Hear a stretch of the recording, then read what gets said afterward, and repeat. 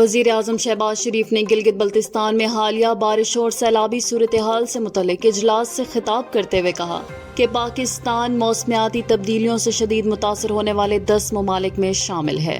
انہوں نے کہا کہ پاکستان کا عالمی کاربن اخراج میں حصہ نہ ہونے کے برابر ہے، مگر نقصان سب سے زیادہ ہم ہی اٹھا رہے ہیں۔ وزیر اعظم کا کہنا تھا کہ گلگت بلتستان میں حالیہ بارشوں کے باعث جانی و مالی نقصان ہوا، جس پر افسوس ہے۔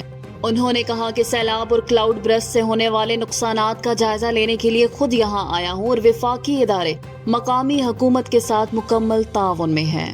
انہوں نے وزارت موسمیاتی تبدیلی کو ہدایت دی ہے کہ وہ ان چیلنجز سے نمٹنے کے لیے فوری اور جامع اقدامات کریں۔ وزیر اعظم نے یہ بھی اعلان کیا ہے کہ گلگت بلتستان میں جلد دانش اسکول قائم کیا جائے گا، جبکہ سولر پارک منصوبے کی وہ ذاتی طور پر نگرانی کر رہے ہیں۔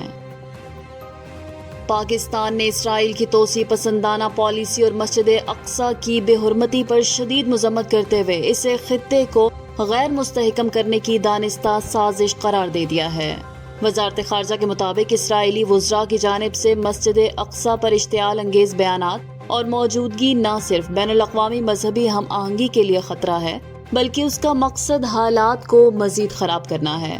بیان میں کہا گیا ہے کہ ٹیمپل ماؤنٹ ہمارا ہے جیسے اعلانات ایک سوچے سمجھے منصوبے کا حصہ ہیں، جن کا مقصد مسجد اقصی کی حیثیت کو تبدیل کر کے خطے میں امن کی راہیں مسدود کرنا ہے۔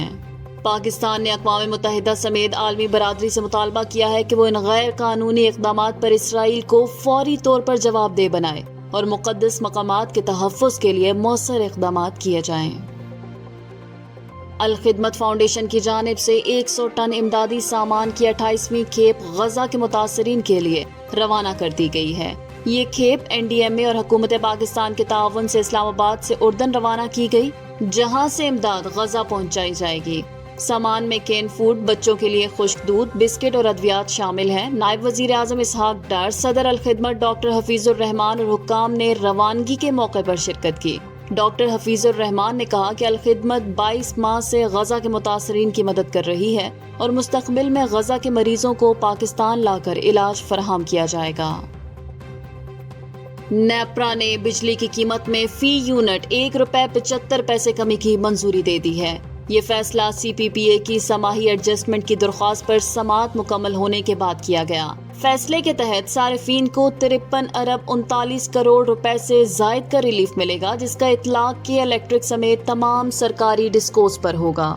حکام کے مطابق سرکولر ڈیٹ 2300 ارب روپے سے کم ہو کر 1600 ارب روپے پر آ گیا ہے، جبکہ ٹرانسمیشن اور ڈسٹریبیوشن لاسز میں بھی کمی دیکھنے میں آئی ہے۔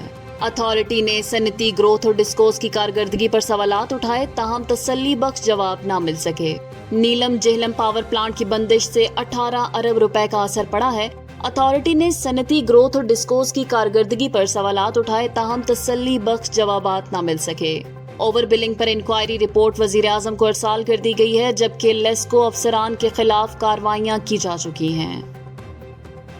نائب وزیر اعظم و وزیر خارجہ سینیٹر اسحاق ڈار نے امریکی وزیر خارجہ مارکو روبیو سے رابطہ کیا، جس میں دو طرفہ تعلقات کے مختلف پہلوؤں پر تفصیلی تبادلہ خیال کیا گیا۔ دفتر خارجہ کے ترجمان کے مطابق دونوں رہنماؤں کے درمیان بات چیت میں علاقائی و بین الاقوامی امور پر بھی رائے کا تبادلہ ہوا۔ بیان میں کہا گیا ہے کہ گفتگو کے دوران باہمی دلچسپی کے شعبوں میں تعاون جاری رکھنے اور روابط مضبوط بنانے پر اتفاق کیا گیا۔ واضح رہے کہ اس سے قبل 29 جولائی کو بھی دونوں وزرائے خارجہ کے درمیان ٹیلی فونک رابطہ ہوا تھا، جس میں دو طرفہ تعلقات اور باہمی امور پر بات چیت کی گئی تھی۔ پاکستان میں تعینات ایرانی سفیر رضا امیری نے صدر مسعود پیزشکیان کے حالیہ دورہ پاکستان کو تاریخی قرار دیتے ہوئے حکومت، قیادت اور عوام کی میزبانی پر شکریہ ادا کیا۔ انہوں نے وزیر اعظم شہباز شریف، صدر Asif Zardari, army chief general Asim Munir اور وزیر خارجہ اسحاق ڈار سمیت دیگر شخصیات کا شکریہ ادا کیا، جنہوں نے اس دورے کو کامیاب بنایا۔ سفیر کے مطابق 12 اہم معاہدے طے پائے، جن سے دو طرفہ تعاون کا نیا باب کھلا ہے۔ آخر میں انہوں نے ایران پاکستان دوستی زندہ باد کا نعرہ بھی لگایا۔ وزیر اعظم شہباز شریف نے مسجد اقصی کی بے حرمتی اور اسرائیلی حملوں کی شدید مذمت کرتے ہوئے کہا ہے کہ اسرائیلی اقدامات پورے خطے میں امن کے امکانات کو خطرے میں ڈال رہے ہیں۔ انہوں نے کہا کہ مسجد اقصی پر قابض فوج اور آباد کار گروہوں کے حملے نے دنیا بھر کے 1 ارب سے زائد مسلمانوں کے جذبات کو مجروح کیا ہے اور یہ بین الاقوامی قوانین و انسانی ضمیر کی توہین ہے۔ وزیر اعظم نے ایکس پر جاری بیان میں کہا کہ ایسی اشتعال انگیز کارروائیاں خطے کو مزید عدم استحکام اور تنازع کی طرف لے جا رہی ہیں۔ پاکستان ایک بار پھر غزہ میں فوری جنگ بندی، ہر قسم کی جارحیت کے خاتمے اور بین الاقوامی قوانین کے مطابق ایک آزاد فلسطینی ریاست کے قیام کا مطالبہ کرتا ہے۔ وزیر اعظم شہباز شریف نے ویسٹ انڈیز کے خلاف T20 سیریز جیتنے پر قومی کرکٹ ٹیم کو مبارکباد دی ہے۔ وزیر اعظم ہاؤس سے جاری بیان میں انہوں نے کہا کہ ٹیم ورک اور محنت ہی کامیابی کی اصل کنجی ہے اور مجھے امید ہے کہ یہ کامیابیاں اسی جذبے سے جاری رہیں گی۔ وزیر اعظم نے چیئرمین PCB محسن نقوی اور ٹیم مینجمنٹ کو بھی مبارکباد دی۔ ادھر چیئرمین PCB محسن نقوی نے بھی قومی ٹیم کی جیت کو سراہتے ہوئے کہا کہ کھلاڑیوں نے شاندار ٹیم ورک اور جذبے سے ملک کا نام روشن کیا۔ انہوں نے سماجی رابطے کی ویب سائٹ ایکس پر اپنے پیغام میں ٹیم کو بین الاقوامی سطح پر بہترین کارکردگی پر خراج تحسین پیش کیا۔ واضح رہے کہ آج امریکی ریاست فلوریڈا میں کھیلے گئے تیسرے اور فیصلہ کن T20 میچ میں پاکستان نے ویسٹ انڈیز کو 13 رن سے شکست دے کر سیریز 2-1 سے اپنے نام کی ہے۔ پاکستان سٹاک ایکسچینج میں آج شاندار تیزی دیکھی گئی، جس کے بعد 100 انڈیکس نے نئی تاریخی بلند ترین سطح 1,42,174 پوائنٹس کو چھو لیا۔ کاروباری ہفتے کے پہلے دن کا آغاز غیر معمولی تیزی سے ہوا اور صرف چند منٹوں میں انڈیکس میں 1,139 پوائنٹس کا اضافہ ریکارڈ کیا گیا۔ تجزیہ کاروں کے مطابق سرمایہ کاروں کے اعتماد، معاشی اشاریوں میں بہتری اور پالیسی اقدامات نے بازار کو نئی بلندی تک پہنچایا۔ گزشتہ ہفتے کی مثبت فضا کا یہ تسلسل معاشی استحکام کی امید کو بھی تقویت دے رہا ہے۔ پنجاب میں آج سے 7 اگست کے دوران شدید بارش اور ممکنہ سیلاب کا الرٹ جاری کر دیا گیا ہے۔